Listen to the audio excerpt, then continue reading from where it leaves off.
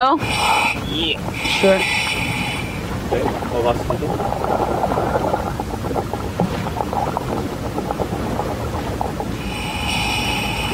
Patrick, you are live. Welcome, diveLIVE family, to another dive here at Cosmina Point in Grand Cayman. I am Pat and I'll be your underwater biologist today. We have the South African Rian on camera and the Scott Lauren up on the surface. Now, today I am at 13 meters down, so about 40-45 feet deep, and I am just a bit to the right out here on Cosmina Point out front at Don Foster's Dive Centre. Now, please, if you have any questions at all throughout this dive, please let us know. If you're on Twitter, use the hashtag diveLIVE. I'll hand it up to you, Lauren.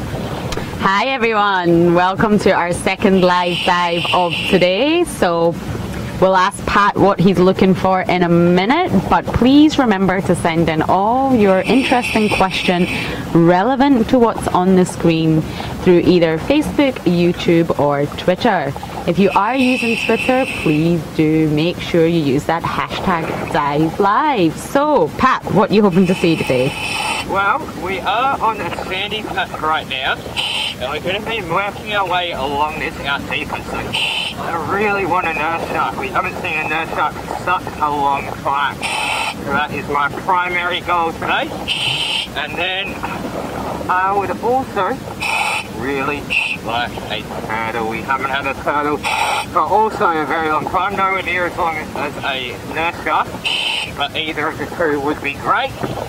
Now, more realistically, I would also like to see maybe a nice queen angelfish.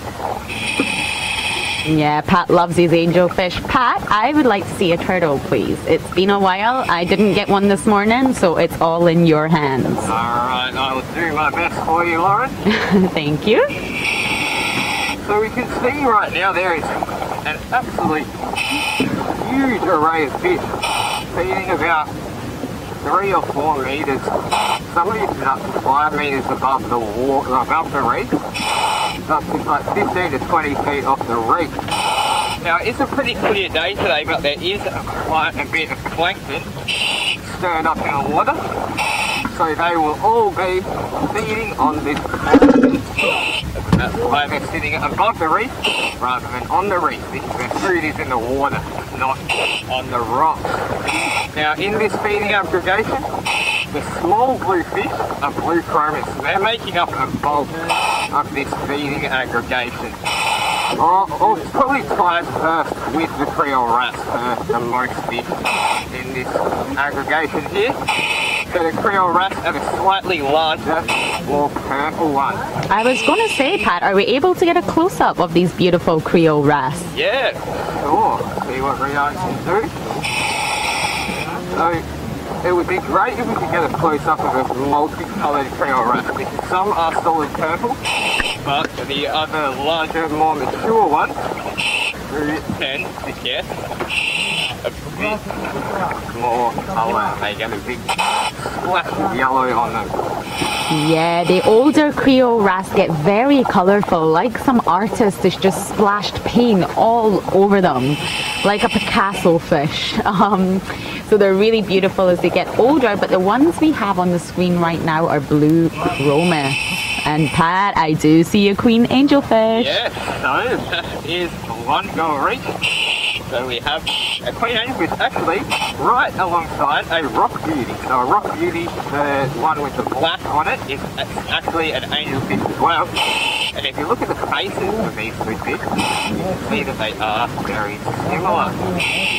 Now this angelfish is a small one. It's not, I wouldn't say it's a juvenile, because the juveniles do have a different coloration and different body pattern. So this one would have still matured, but it doesn't look very big or very old.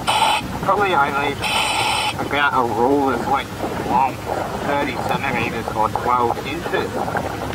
Well, Pat, can we dedicate this beautiful angelfish to Josh Landis, who is actually in the delivery room right now waiting on the birth of his baby girl. So congratulations to you. This angelfish here is a beautiful little gift from us to your baby girl. A literal angel for you. Literally, yeah. That's great, congratulations. Now James is asking for an indigo hamlet, and we did actually see one on the morning's dive. We got quite a good interaction with an indigo hamlet there, and we do have some requests for blue tangs and their habitats, and again we did go into that in quite a lot of detail in the first dive. So I'm sure Pat will point them all out when he sees them. Yeah, of course, of course. At least they're making it easy for us, not asking for anything too far-fetched, so that's good.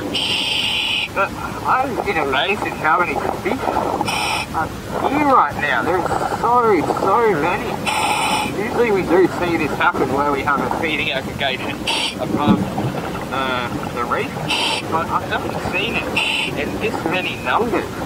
Well, Lara Moore is commenting that the fish seem really active today. Yeah, they definitely do. They're all darting about looking for food. And Pat, you look like a black durgan there, just swimming amongst all the fish. Ravindra would like a squirrelfish. Squirrelfish seem to be quite a lot of people's favourites. So, oh, we got the Creole wrasse now. So these blue fish that you can see are actually the Creole wrasse. The blue fish we saw earlier were the blue chromis. So they are incredibly similar, but they do have different body shapes and different shaped tails. So it's a big mad school of blue fish.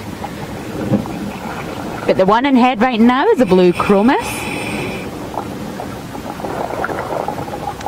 And we'll wait till Rian gets us a... Oh, there we go. Right in front of us now is a Creole wrasse. So they are definitely different, but they do look very similar.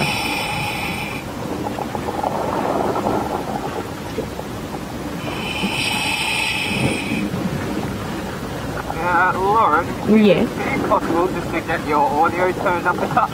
Sure, I will get Jared on that right away. So we did have a request for a squirrelfish, and I have found one, hiding away as per usual in a little crevice down here. Now this is typically where you see squirrelfish during the day, as they are nocturnal animals, so they tend to hide away in dark, secluded areas during the day.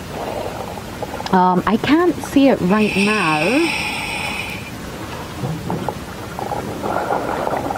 But yes, they are always hiding. Normally you see their big nocturnal eyes. I will let you know when we can see it. Oh, there we go, how cute. So it's kind of swam away, but just in that hole in front of us we saw the big eyes kicking out. That was a squirrelfish.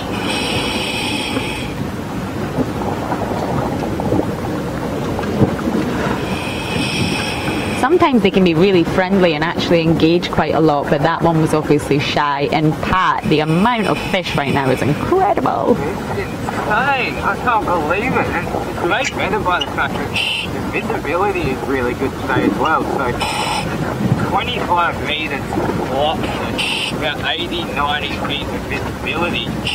And then we just got all of this fish, and the sunlight seems to be penetrating really well today as well. So it's an awesome setting right here. I hope you're all enjoying this view as much as I am. Well, Mary C says it's her first time, so thank you for joining us, and we hope you enjoy it as much as we do, and you stick around for more dives in the future. Big welcome to you, Mary. I hope we get you hooked. So, Pat, Paula was asking, are there any invasive fish species on this reef? Yes, there is. So the big bad lionfish is an invasive species. They do show up quite a bit around here, so if I find one, I will most definitely point them out. Now, they were introduced from the Indo-Pacific, and they have really just wreaked havoc since they've been introduced to the Caribbean region. So they have no real predators and a lot of prey. So they eat very small fish, and they eat a lot of very small fish, and they eat a vast amount of small fish with nothing really eating them. So because they're in such high numbers, decimating populations of smaller fish, this obviously is not going to have very good repercussions for the ecosystem. Yes, lionfish are completely invasive here, but I do believe that is the only species. Am I correct in saying that, Pat? Yeah. I mean, we can't say for certain, but it seems to be the only one that is well known or, you know, has been proven to be really damaging it. Everything else to here seems pretty native to the Caribbean. Yeah, and the different ocean basins and the different seas do have different species. It's very interesting once you compare them how different they are. So someone was asking about a butterfly fish earlier, so right ahead we have the four-eyed butterfly fish. And it's not called four eyes because it wears glasses. It's called a four-eyed butterfly fish, quite obviously because of these false eyes towards its caudal fin or its tail. Now these false eyes distract the predators and use them because they're not sure which end is the head and therefore which way they're going to swim or what they're going to do. Yeah, fantastic technique of the butterfly fish there. And they are very closely related to the angelfish that we just saw at the beginning of the dive. Both will feed on both sponges and corals, which is not actually very common for a lot of fish species, considering how abundant corals are on this reef. They're not utilised for food source by heaps of fish. They definitely are used as a food source, especially by fish such as this butterfly fish, but a lot of species tend to be wary of eating corals. We're getting a great view of this pair, this most likely mated pair of four-eyed butterfly fish. So when they're actually younger, they do have two spots on either side, and they do lose one on either side as they get older. And you can see that band running down the eye really clearly. This is another technique to confuse the predators. So Pat, Willie's asking, are there any impalas?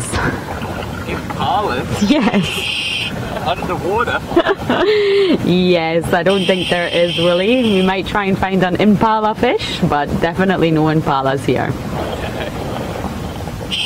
No, I think you might have us confused with safari life there, mate.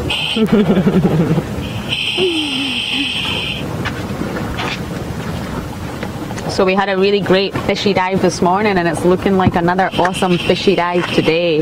Yeah, there's fish absolutely everywhere right now. And as we have mentioned, and as the viewers have noticed, it is very active as well. There's a lot of fish, but they're all engaged in some sort of activity, whether it be feeding or relocating, or whether it's a pesky damselfish like this one here, chasing off anything really. So these damselfish are quite aggressive little creatures, and it's a very common sight here on diveLIVE. We'll be following a species, whatever it may be, and then all of a sudden a damselfish will come out of nowhere and tell us to go away. Well, I have an interesting question for you from Aqua, Pat. Do the butterfly fish have a territory or range? I'm not too sure with butterfly fish. I do believe that they tend to stay around the same area of the reef, but whether they defend this territory, I do not know. I don't believe they're not very aggressive and territorial in that respect, but they do have an area, like Pat said. They do have a specific range that they won't leave, but they're not aggressive like the damselfish to defend the territory.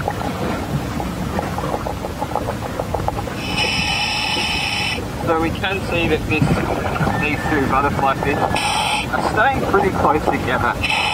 And that tells us that they're probably a mating pair, because these fish actually will mate for life once they have been paired up. Yes, they are the romantic ones. They do show monogamy on the reef. It's very difficult to scientifically study this, but there has been studies that show the same mated pairs stay together breeding cycle after breeding cycle for at least a few years.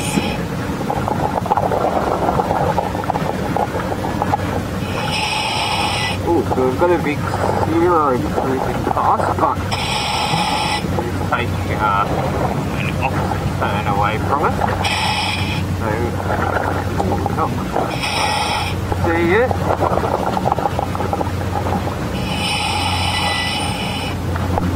It's so clear. I think it was it's much clearer than it was this morning. Yeah, it is really nice visibility. I can see that very, very far right now. And there doesn't appear to be much of a current now either. So conditions have really improved down here and it looks amazing. We have a pair of barger just cruising on by. Yeah, we can see them. They're so obvious and easy to identify from their body shape and that really, really sharp forked tail. And to be honest, we just notice them on every dive now. They're always hanging around. Sorry James, I couldn't find you an indigo hamlet, but I have found a barred hamlet. Oh. Right underneath me here. Let's take a look. We're really into hamlets, aren't we, Pat? Yeah, well, they are. As we were talking about this morning, they are a real interesting fish that the more you learn about them, the more you want to learn about them. And I'm finding it fascinating to know that the real difference in markings on their heads. So a lot of species of hamlets have very similar body plans, their shapes are very similar, and even their markings are very similar. But something that changes amongst them is the really bright blue markings on their faces. And between fish, sometimes it's little dots, sometimes it's lines. They all look really beautiful. Yeah, so James, that one's for you. And Carola's asking a very interesting question, Pat. Do fish see colours like we do? Well, that is very interesting. So it depends on species, obviously, but some fish can actually see in the ultraviolet spectrum. So what this means is that the story that I learned this from is that there were two species of, I think, damselfish. I'm not sure, and I'm pretty sure it was damselfish. And you couldn't tell these two species apart. They were absolutely identical, yet they were two separate species. And so the scientists tried to figure out how that they were recognising one species from another, and it turns out that when they shined an ultraviolet light on one of the species, that they actually had UV ultraviolet markings on their body and head. So we couldn't see this, obviously, but the fish could recognise this, and that was how they told each other apart. That actually answers John's question as well, Pat. So just to confirm, Betty, this is a barred hamlet. B-A-R-R-E-D. So Marcy was asking, what are the black and white fish that's poisonous? And I think you're referring to the sort of red and white one that has a black juvenile phase, and that is the lionfish. So I'm sure Pat will point one out if he does see one. They're actually in prime line in territory right now. There's a little bit of reef around has a lot of overhang. But I might actually just go down and have a look now. There might be a moray or a tiny lobster there too. Oh, a moray would be amazing.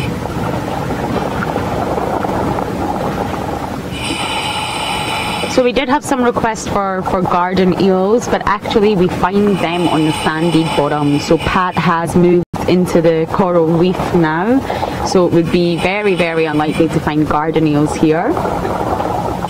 I am very close to the sand patch if we do want to have a look at garden eels. Well, yeah, you can see Pat swimming ahead to the sandy patch, and that is normally where we find the garden eels.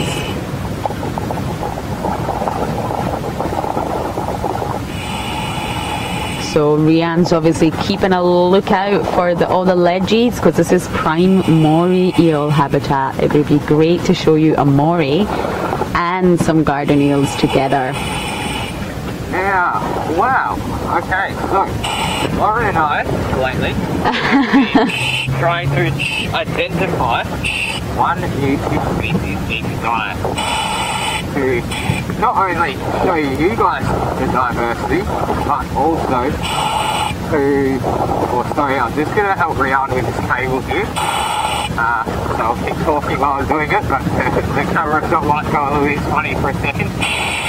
So, yeah, we've been trying to identify one new species each time to keep us on our toes. And if this fish is still here when we get back, I have just seen one that I have never seen before on this reef, and I honestly have no idea what it is. Do you have any idea what family it could be related to, or?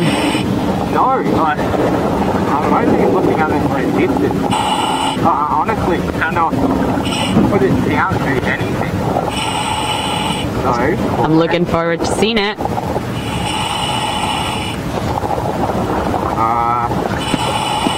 I was sitting inside of this sponge over here. So for those who have been following our journeys and our adventures, we are trying to show you at least one new species of fish each dive. So here it is right here.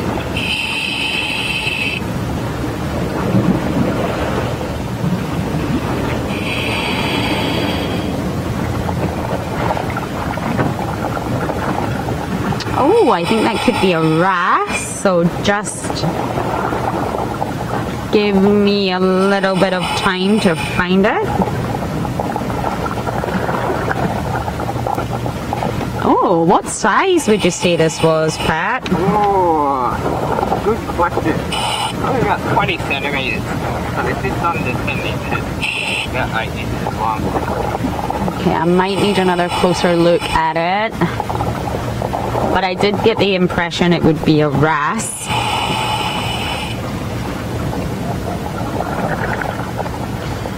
Okay, bear with me. I am looking at the big ID book that we have. What colour would you say the body was, Pat?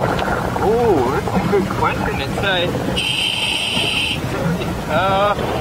orange. I guess I would say orange, yeah, but it's a very strange colour. Yeah, browny orange. Browny orange. Okay, I'm on it. Would you agree that it's probably a wrasse? Yeah, I would say, just because of its cigar-shaped body, that it probably is a wrasse.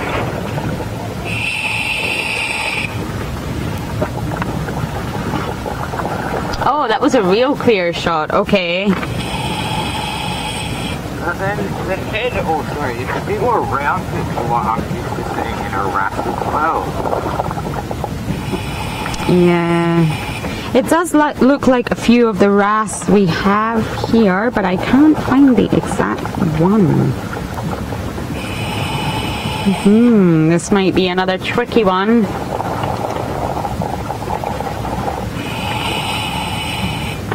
I'm still looking, don't give up on me just yet. No, that's fine, take your time.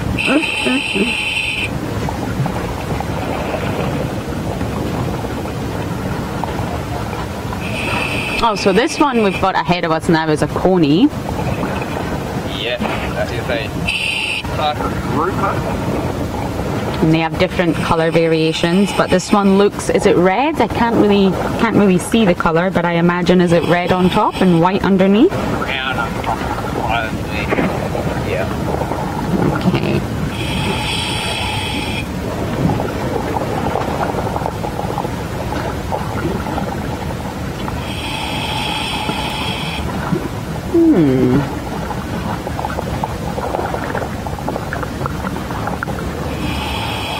It's very difficult. I can't make out the colors of it. Is the light on, Pat? Yes, the light is on. We might have to identify this one together when we come up. It could be a sea bass also.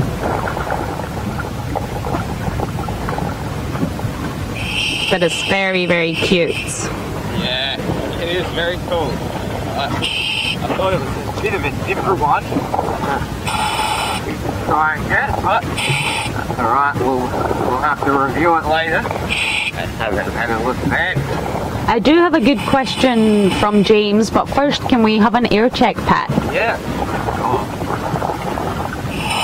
So I'm on 120 bar. Okay, so James was asking, what are some of the ways that closely related fish species with similar diets have adapted to avoid competition with one another for food? Wow. They haven't really... I'm not sure I fully understand that question. Can you repeat it again? Sure, bear with me. What are some of the ways that closely related fish species with similar diets have adapted to avoid competition with one another? Well, in coral reef environments, it's pretty hard to avoid competition. So, species will be in competition for food. But if we look at some fish, such as the angelfish, they have evolved to live off a diet mostly based around sponges, whereas a lot of other fish will avoid sponges because they are silicate, so they're essentially made of glass, and they have not much nutritional value, and they also release quite a few nasty deterrents and chemical defences. So angelfish have adapted to eat sponges, and this gives them a competitive advantage because they don't have to adapt to compete with other species of food, because their food is their food. It's not really being eaten by anything else, maybe the odd hawksbill turtle, but that is really it. So they have evolved to change their diet to avoid competition, but most species unfortunately are forced to compete. And this doesn't necessarily always mean being bigger and stronger, but sometimes just more clever, or better at doing, but better at gaining this resource than some other fish may be. Yeah, the coral reefs are full of adaptations and evolve different survival techniques to make sure that each fish does get their food source. Now, Pat, we did have a comment from John saying that it was a clown wrasse. I am looking at the clown wrasse here, and it possibly is. It looks slightly different from the ones we have on our ID. It could also be a juvenile slippery dip, but we will definitely check that when Pat gets up, and we will let you know on our next dive. Yeah, and that actually highlights a good point that if you think you know what the species is, please feel free to get involved. Even if you just see something that you think you might know what it is, let us know. Tell us. all about our interaction with you guys. Yes, me and Pat do come from different parts of the world and have experienced different dive sites, but this is both our first time in Grand Cayman, so there are some fish that we don't recognise here, or they maybe look slightly different, or they even go by different names. So if you know what it is, absolutely let us know.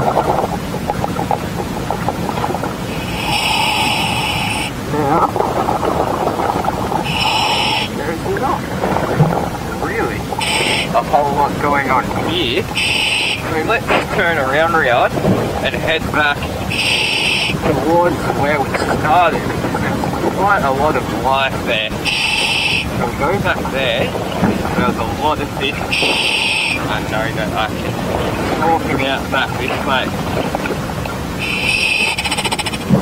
Well, many people have commented, Weedy has also mentioned that they would love to dive as a bucket list item, but not everyone is able to dive or they're scared of it, and that's exactly why we're here. We're here to show you the ocean as we see it and share all our knowledge with you, connecting you guys to the beautiful underwater realm that we have here.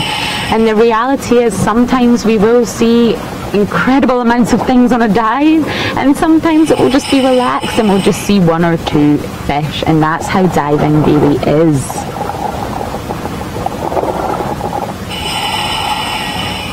So we have another queen angelfish here. We'd love to see it, everyone loves them. This one is slightly bigger than the other one that we just saw. So this one probably about 40 centimeters long. So that is a little over a foot. Oh yeah, this one looks bigger, Pat. Yeah, so this one is a bit bigger, probably about 40 centimeters, or a little over a foot. Yeah, and you can just see those unbelievable colours. It's just so elegant, and as Pat mentioned earlier, it has a completely different looking juvenile phase. The juvenile phase looks nothing like the adult, and as it sort of fades into adolescence, the colours will begin to change, so we can officially say this one is an adult. Now this guy is probably looking around for a nice supply of sponges to peck on. As I mentioned before, they are one of the fish that will utilise sponges in their diet. I think they mostly do eat sponges, the angel fishes. But having said that, they are generalist feeders. As we told you, their juvenile phase is quite different to their adult phase in the way they look. But not only the way they look, but their feeding habits. So the juvenile angelfish will mostly be cleaner fish. So they will be hanging around cleaning stations and hoping that the bigger fish will come along so they can get their food by removing parasites from the skin or their flesh. But as they get older and turn into a bigger version of themselves, like this one just here, then they will start scouring the reefs for sponges and algae, and sometimes coral, and even sometimes crustaceans and other carnivorous prey items. Pat, John would like to know if we ever see reef sharks. If we ever see reef sharks? Yes. Yes, well, we haven't seen reef sharks, but there are black-tip reef sharks here in Grand Cayman. I have heard that most of them are over the east side, so we are on the west side of the island, and we only really ever see the grey nurse shark here.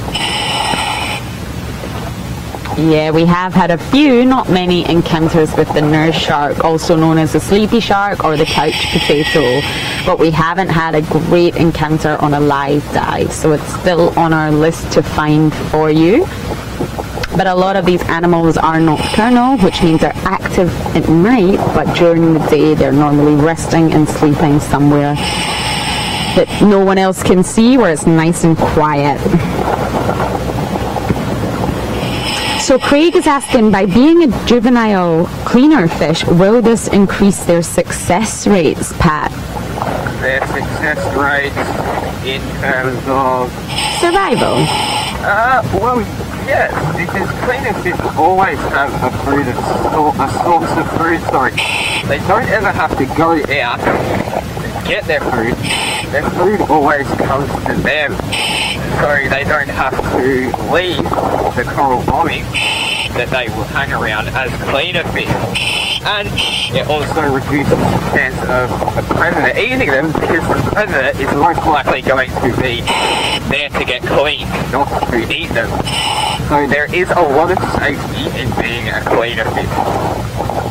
Yeah, that's right. So if you take on the role of being a cleaner fish, you have a much better chance at survival. And Richard was asking, do the adults sometimes perform cleaning duties? When referring to angelfish, no, they don't. So once they reach adolescence and they start to transform into an adult, they no longer perform cleaning duties. But in other fish, yes, some do.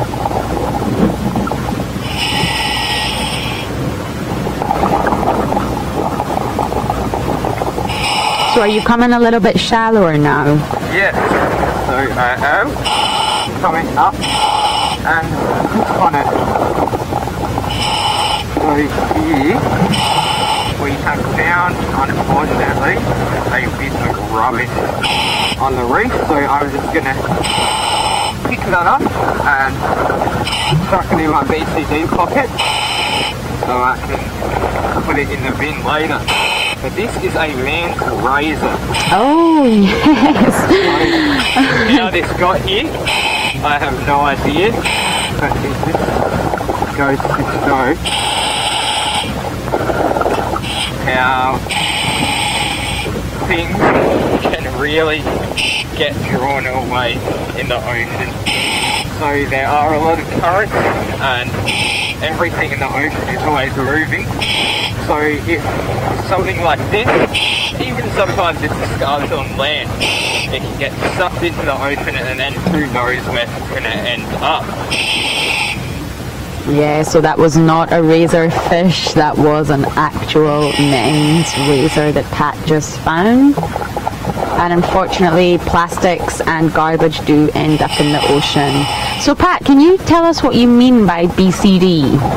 Yes, I most certainly can. So BCD stands for Biocide Control Device. Pat, can I just interrupt you and get you to check that connection of the cables?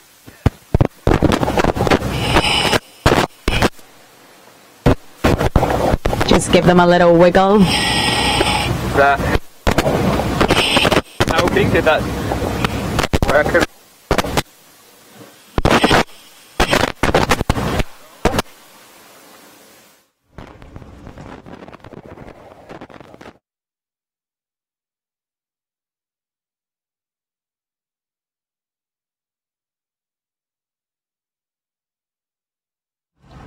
So Pat, we're not actually able to hear you anymore. So if Rian can just put the camera on you, you can let us know that you can hear us and give us an air update. Okay, Pat's got the message. That was the OK symbol. And he's on 90 bar. Okay.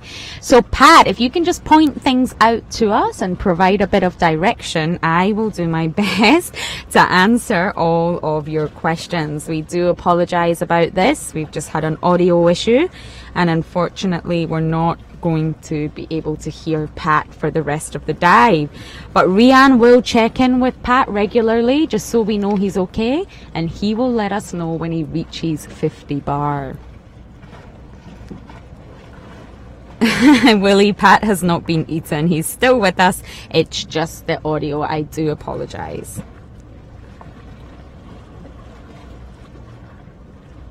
So I am trying to get through all your questions, but when I'm doing that, you can see we have a white spotted filefish ahead, one of our favorite characters that we see on the reefs a lot. This one looks a little bit smaller than normal, but you can see it's practically swimming on its side. They're very awkward, cumbersome swimmers, the same as triggerfish, and they're very closely related to triggerfish, and they do tend to do this strange technique of swimming on their sides. They use their top dorsal fin and their bottom anal fin in an undulating manner in order to propel themselves forward. They don't really use their tail fin. We also call the tail fin the caudal fin. And oh wow, okay, it's put up its spine on its head. Look at that. So what it's actually signaling right now, Rian's not that close because he doesn't want to disturb, is that this fish is signaling to be cleaned. It's hovering over a cleaning station.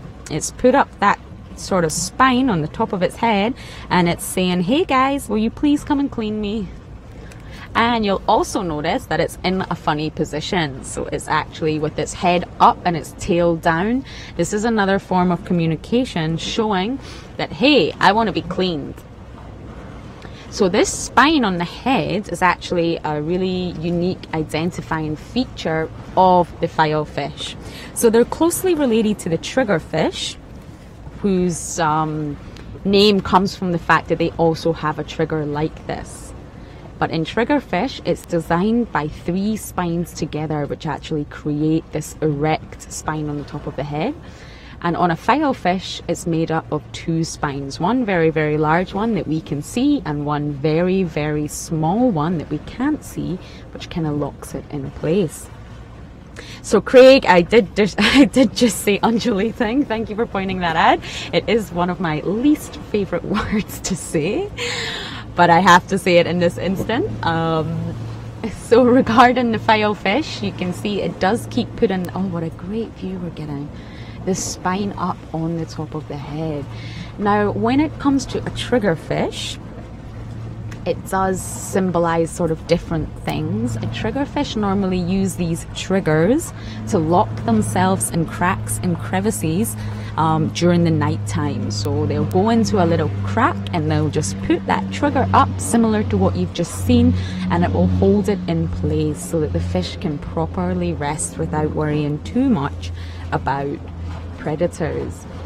With regards to the Titan triggerfish, which thank goodness we don't get here, they normally put this trigger up when it's a warning sign. So that was great. We just got to see the filefish do that. And Rian and Pat, Spas is asking for a triggerfish. Are we able to find a triggerfish? So if you guys see one, let's point it out. The filefish also have very, very small spines on their scales. So we're not actually able to see that, but this is used when the animal is killed. It can be dried out and the skin is used as a sort of sandpaper for boats. This was used back in the day by fishermen who didn't have any alternative, and they would use filefish to sort of file down their fishing boats, and that's really where the name filefish did come from. They are in the grouping Monacanthidae, and what that means is Greek. Mona means one and acantha means thorn, so you can see why they are called Monacanthidae. Monique was asking what Pat was saying when we lost his audio, and honestly, I cannot remember. Please just put it in the chat and I can lift off from whatever Pat was saying. So Mary, the cleaner fish are normally small little gobies. So they're really long and thin, and they're very small to look at, but I think the ones that were cleaning the filefish were gobies. You can also get cleaner wrasse, which were just on the screen actually, and they were yellow. Different types of fish will do cleaning. And ahead of us right now we have a beautiful blue striped grunt, which is related to the snappers, which we see regularly. They're another big family. So I'm just checking. This could be between 2 fish that look very similar. So bear with me. Yes, this one is actually the white grunt. Apologies. So I think this is another new one for our database. I hope Pat is dancing there. This is actually not the blue striped grunt. This is the white grunt. So our species list is growing day by day. And Take Care was talking about the spine of the filefish, and yes, it does look really nasty, but I don't believe it's used defensively. But yes, it can be used offensively in sort of self-defense, but it won't attack anyone with this spine. Filefish are actually my sort of favorite grouping of fish, and Lady Starfire was asking about the color. So it's quite difficult to describe, but it is a sort of browny, greeny color with orange, with like a really rusty orange color. And the name white spots comes from the fact that it can turn on big white spots on its body when it's trying to communicate. So what we have ahead is a big coral head, if you like. Sometimes these are called bombings or coral heads. And normally, if you just look under the ledges of such coral, you can find a lot of life in there. So I'm just having a look with Leon. And this is where you will find unusual fish hiding out during the day, and you will find spiny lobsters. So for those of you wondering, those little purple and yellow small fish are the fairy basslets. Another common sort of characters that we always bump into on our explorations. You see them, they're very small and they're often hanging upside down, and these are called the fairy basslets. A lot of people are attracted to these fish from their really distinctive and beautiful coloration. I believe in some parts of the world they are called royal grammas. But here in the Caribbean we do call them the fairy basslets. There is also another species called the golden fairy basslet. I would love to see that one.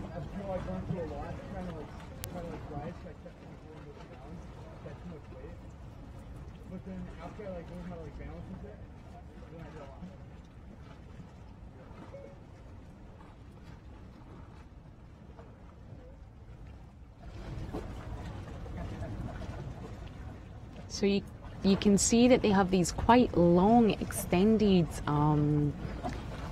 ventral fins. So not only do they have the pectoral fins, you can see those two fins hanging down are really long and extended, and that adds to the whole flamboyant appearance of these beautiful fish. Oh, and we have Christmas tree worms, yay! Well, sorry, I stand corrected. That is actually just one worm. So what we see right now are the Christmas trees, if you like, which is where the name comes from. Or a lot of people call them the crowns.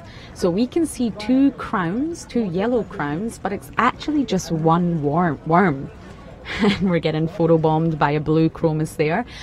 But this is just one worm that's actually buried inside of the coral. And we're just looking at the crowns. Now what these appendages do are that's how they feed. So Rian's given a really close up look at these little hairs known as cilia that are covered in mucus, and these hairs will capture bits of food floating in the water column. These animals cannot move. They are completely sessile, so they can't go hunting to find their food. They have to capture the food using the hairs, cilia, and they will actually sift through the food. They're not going to eat everything they catch, so they're going to sift through it, sort through it, and decide what they want to eat and what they don't want to eat.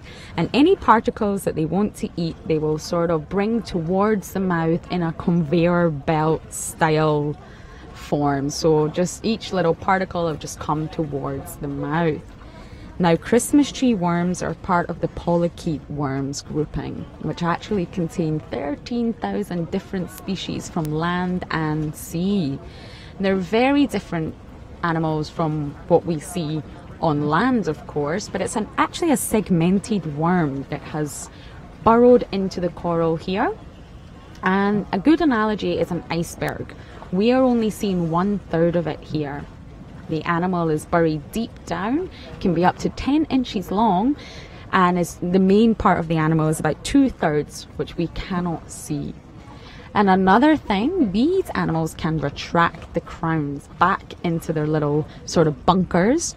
So if it were to get a fright or see a predator, it can retract the crowns, and then the burrow will be covered with an operculum, which is what we see sticking up at the back there. So these crowns also harness oxygen. So this is how they eat and how they breathe. Now, they don't actively burrow into the corals.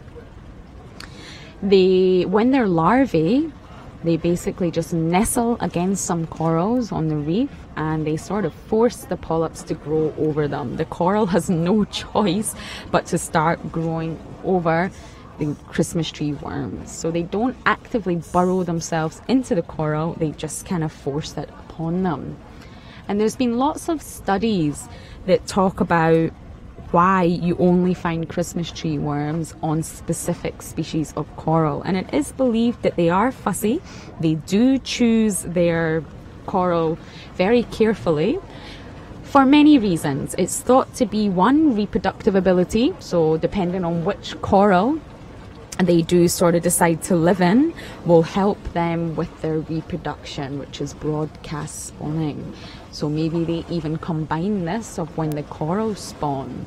Secondly, they want to avoid accidental predation by those munchy parrotfish. So the parrotfish will come along and take big chunks out the reef, and of course they don't want to be accidentally munched. So these are the two theories on why the Christmas tree worms only are found in specific species of coral. They're so beautiful to look at, and they do come in a huge range of colors. So we've got on the screen right now 2 separate worms. We've got one in front of us and one just to the right. Each worm has 2 crowns. Now, they do come in separate sexes as well. So there is a male worm and there is a female worm. So we wouldn't obviously be able to tell by just looking at them, but they do have different sexes where they do broadcast spawn. So just at the back of the 2 crowns, oh, there you go. The 2 crowns, well, the worm has just retracted its 2 crowns into its burrow. So you can actually see now how deep this sort of bunker goes right into the coral. So it's a perfect safe place for the Christmas tree worm. Now, Paula was asking how large the Christmas tree worms can get, and this is probably as large as they would get, but you have to remember most of the animal is not seen by our eye. It's sort of way buried into the rock and the coral.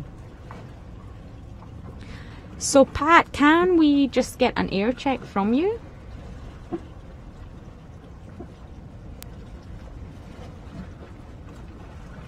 Oh, okay. Pat is saying he's out of air, so I believe he's going to say his goodbyes now. He's saying thank you. That was an awesome dive. So that's divers lingo for awesome dives. And I think that was a big kiss. So thank you, Pat. Thank you, Rian. And thank you, diveLIVE family. We are sorry about the audio issues, but at least we had a fantastic dive. So we'll see you tomorrow at 7 AM Grand Cayman time.